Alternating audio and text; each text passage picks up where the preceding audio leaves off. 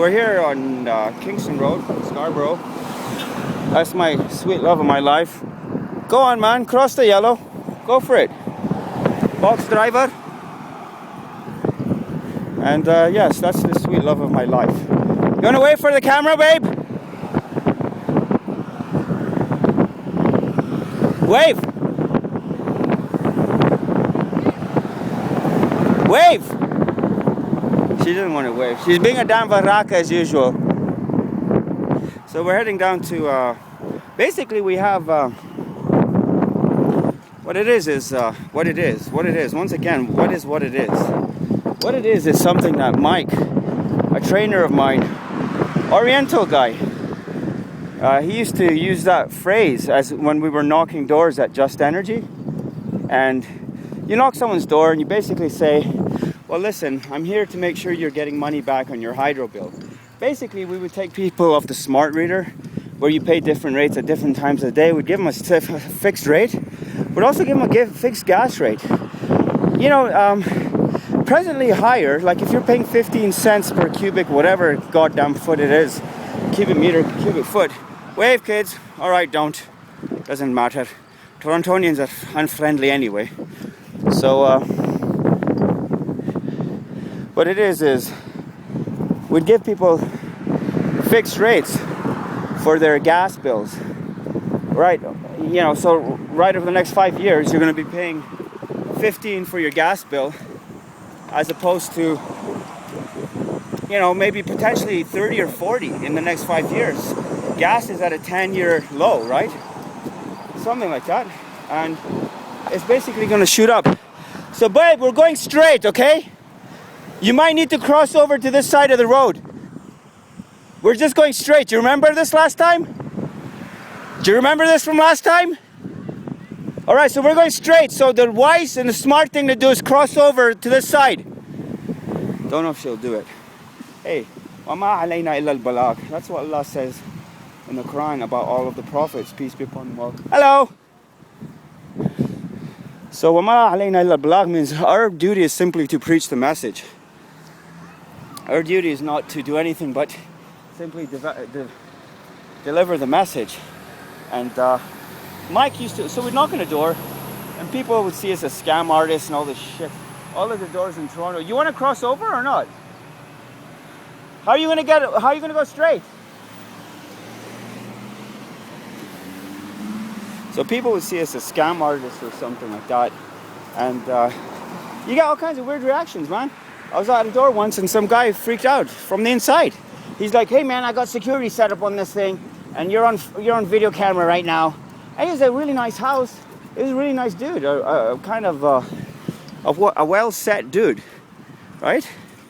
And you know, he comes out and he's wearing a damn collared shirt and all this rubbish, kind of big guy. And you know, it's a nice house once again, but it's got a bit too much security.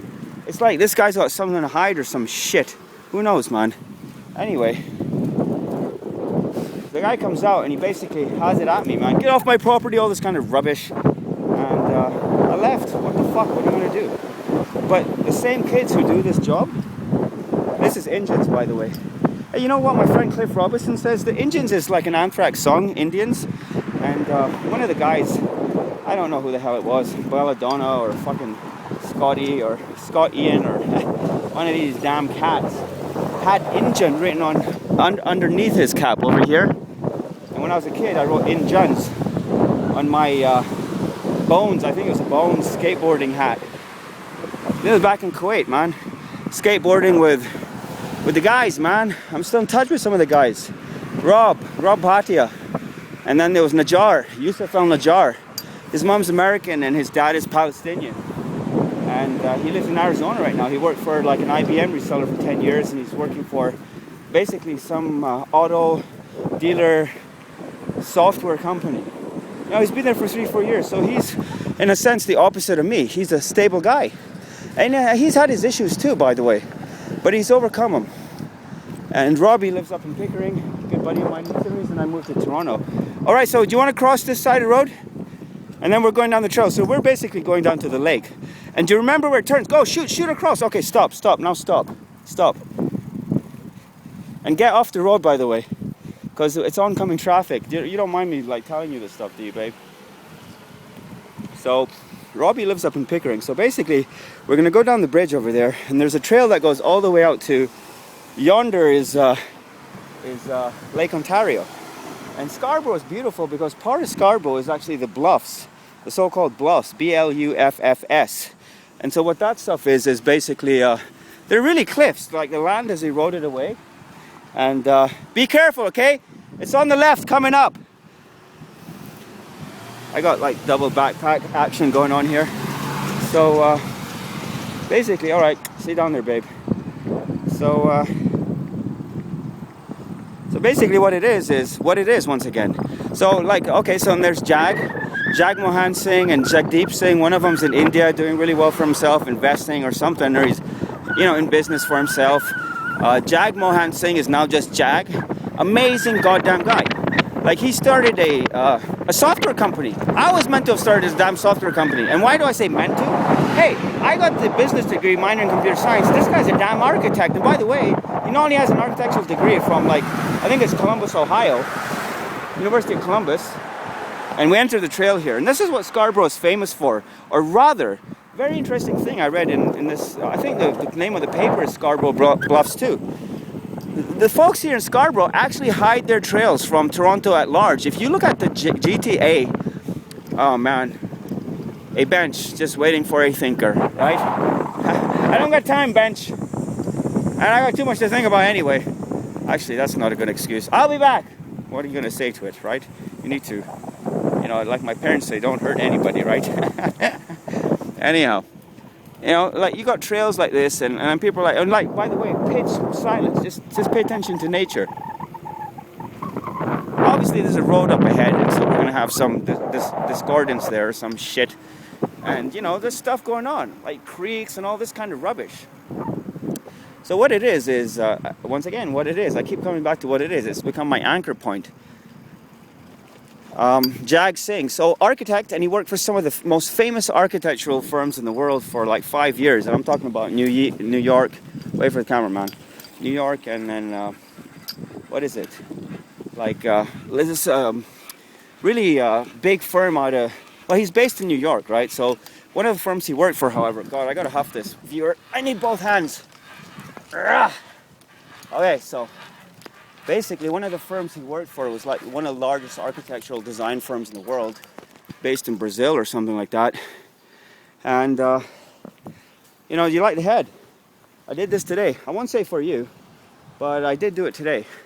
And you know what, it does look nice. It didn't look too bad with short, like, let's say 1/4 to 1/2 inch hair, but the way it is right now is it's nice. It's like a shave, basically. It's a head shave. You know, there's many reasons I shave my hair. Might as well start ranting about that stuff now. First and foremost, you know, it's the tough guy thing. I'm getting into lots of fights nowadays, right? And it helps to have no hair, believe it or not. It's the tough guy thing. Nice Jeep, man. Truck.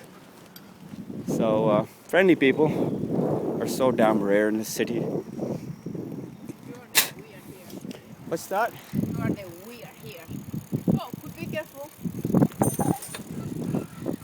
So yeah, so basically, Jag worked for architecture firms, but he's always been interested in business. And this is a guy who, he came, like, I was living in Vancouver like 10 years ago, and he came out to see me in Vancouver.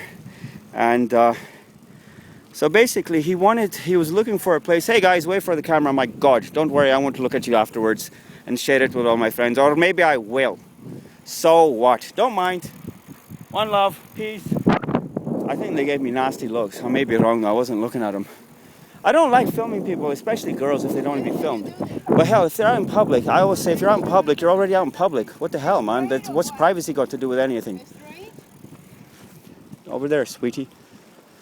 All right, so like, people say that Muslims, like, we subjugate women. It's the opposite. I was talking to my buddy Lakshman. He called me. He's out in New Zealand. He's a botanist. Hello, nice car, nice hair.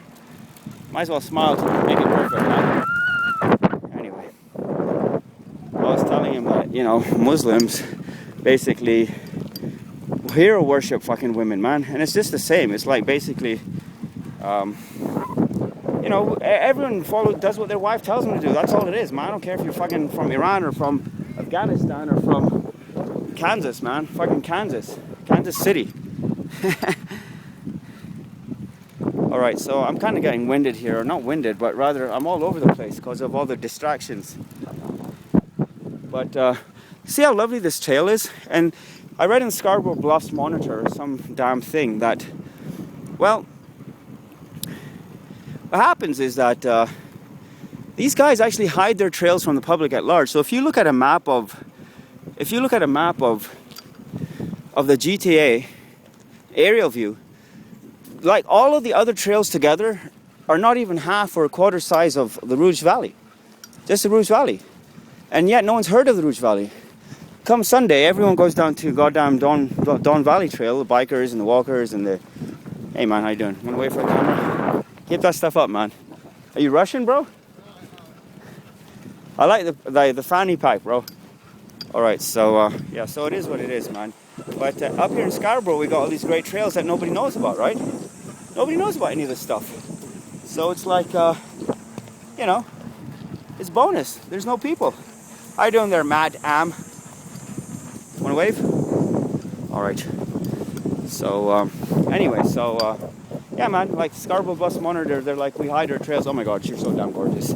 I couldn't help myself. My wife doesn't even mind that shit anymore. She gives me condoms. Can you believe that stuff? And not to use on her, by the way. We want to have kids. That's what kind of woman she is. You'd be like, oh, he's so nasty. He fucking cheats on her and shit. Listen, we've broken each other's hearts so many fucking times. Thousands of times, by the way. Doesn't really matter. We're at a place where it doesn't really matter. Listen, if we feel like hanging out, we hang out. I always feel like hanging out for the most part. But sometimes, you know, of late, you know, I've been just getting this thing. It's funny, like, when you don't want to hang out with the other person, they want to hang out with you and vice versa. When you're happy, they're sad. And when they're sad, like, it's almost like you got to piss each other off to make yourself happy. It's so, like, the whole damn thing is sadomasochistic, right? Sadomasochistic. Sadism is causing pain to others. You want to wait for the camera or not? Don't worry, I'm not a rapist or any shit like that. Hey, sweetie, hold up, will you? What do you want to do? You want to stay here and eat something at the beach?